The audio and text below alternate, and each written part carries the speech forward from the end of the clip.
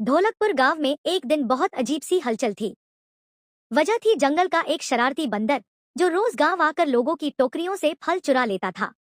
कभी वह आम लेकर भागता तो कभी केले। लोग परेशान थे, लेकिन उस बंदर की शरारतें देखकर हंसी भी रोक नहीं पाते थे। छोटा भीम को जब यह बात पता चली तो वह मुस्कुराया। उसने सोचा, लगता है यह बंदर बुरा नहीं, बस बहुत मस्तीखोर है। अगले ही दिन भीम जंगल की ओर गया। वहां उसने देखा कि बंदर पेड़ से लटककर उल्टा होकर लड्डू खाने की कोशिश कर रहा था। जैसे ही बंदर ने भीम को देखा, वह फुर्ती से भागने लगा। भीम बोला, अरे दोस्त, भाग क्यों रहे हो? मैं तुम्हें पकड़ने नहीं आया। बंदर रुक गया और बोला, सच? सब लोग मुझे चोर कहते हैं। भीम हंस पड़ा और बोला, फल खाना चोरी नहीं, लेकिन बिना पूछे लेना शरारत जरूर है। इतने में बंदर ने भीम की थाली से लड्डू उठा लिया और पेड़ पर चढ़ गया।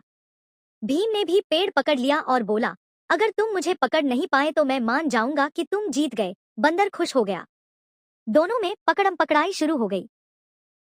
कभी बंदर डालियों से छलांग लगाता तो कभी भीम जमीन से उछलकर उसे छूने की कोशिश करता।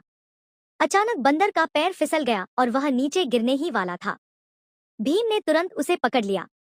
बंदर डर गया और बोला, मुझे माफ कर दो, मैं मजाक कर रहा था।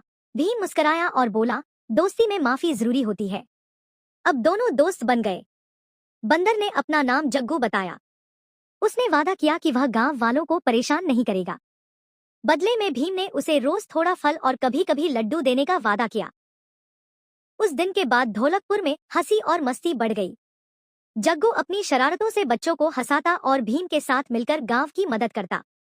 छोटा भीम और बंदर की दोस्ती पूरे ढोलकपुर में मशहूर हो गई।